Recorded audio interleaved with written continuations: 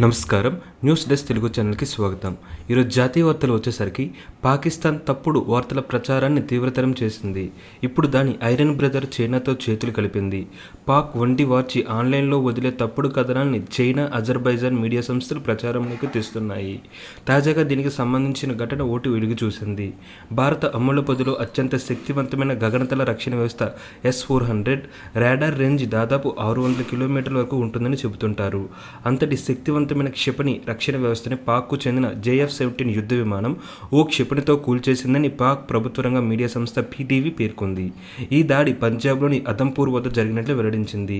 వెంటనే ఈ వార్తల్ని చైనా, అజర్బైజాన్ సంస్థలు ఆన్లైన్లో హడావిడిగా పెట్టి స్ప్రెడ్ చేశాయి.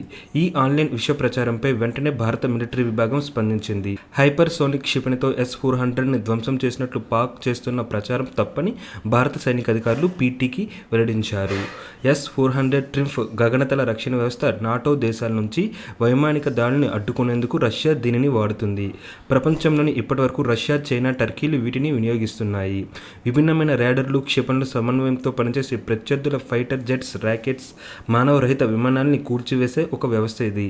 ఒక్క ముక్కలో సింపుల్గా చెప్పాలంటే వివిధ రకాల ఆయుధాలని సమ్మిళితం చేసిన ఓ ప్యాకేజ్ అన్నమాట. దీన్ని 2007లో రష్యా సైన్యంలోకి ప్రవేశపెట్టింది.